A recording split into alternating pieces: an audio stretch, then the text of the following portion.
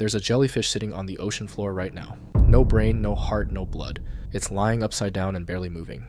It's been doing this for 500 million years, before dinosaurs, before trees, before most living things on this planet even existed. It was already here, sitting on the bottom, in no rush. You'd think, so what? Plenty of primitive creatures made it to modern times. Sharks are old. Crocodiles are old. Big deal. A jellyfish. But here's the thing. In 2017, a group of scientists published a study about this jellyfish. It's called Cassiopeia, and the study was about sleep. Specifically, that Cassiopeia sleeps.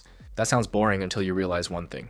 To sleep, by everything we understood before this, you need a brain. Sleep isn't just lying still, it's an active process. The brain works during sleep. It cleans itself, rebuilds connections, processes information. That's exactly why animals without brains, logically, shouldn't be able to sleep. There's nothing to restore.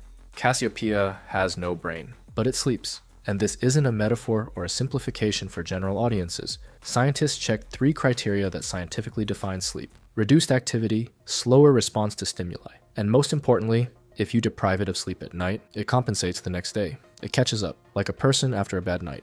All 3 criteria matched. That meant one thing. Sleep evolved before brains did.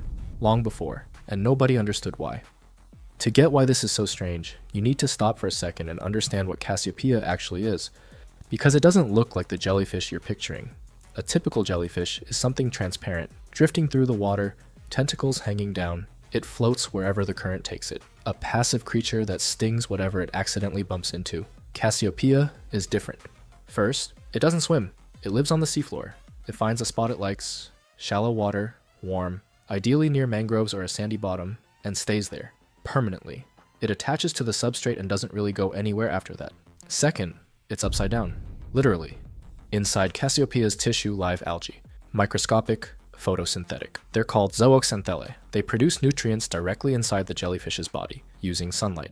Cassiopeia flipped itself over specifically so these algae get maximum light exposure. Tentacles up means algae toward the sun. Essentially, it turned itself into a solar panel. And it works so well that about 90% of all the energy Cassiopeia needs comes from exactly this. Not hunting, not searching for food.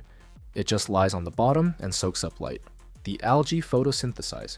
The jellyfish eats. The remaining 10% it gets by hunting plankton. It pulses its bell, generates a current, pulls small organisms underneath itself. For that, it has something worth mentioning. It releases tiny mucus balls packed with stinging cells into the water around it. They float nearby and sting anything that passes through. These aren't tentacles, they're separate hunting projectiles. The jellyfish literally fires into the water. If you've ever swum somewhere, Cassiopeia lives and felt a mild burning sensation, even though there wasn't a jellyfish anywhere near you. That was probably them. Invisible stinging capsules drifting in the water. So passive jellyfish sitting on the bottom isn't quite accurate. But back to the main point. Cassiopeia has no brain. And not in the sense of a simplified or rudimentary brain. There's simply nothing there. No centralized information processing organ of any kind. Instead, it has a nerve net, diffuse, spread across the entire body. Picture a web of neurons stretching from edge to edge. No center, no main hub, no single place where all the signals converge. A signal arrives, the body responds. Wherever the signal hit, that's where the response happens. No committee meetings, no higher level processing. Around the edge of the bell, it has specialized organs called rhopalia. 8 of them, evenly spaced around the perimeter. Each one senses light, balance, and the chemical composition of the water. Each one operates independently. There's no central location where all that information gets collected and analyzed. This is called a distributed nervous system. No command center. Every part of the body makes its own decisions. And here's where it gets interesting. Because a system like this should be severely limited. You can't learn if there's no place to store experience. You can't sleep if there's nothing to restore.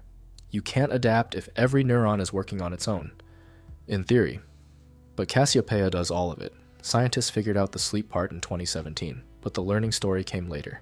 And it's even more uncomfortable. Researchers in Copenhagen ran an experiment.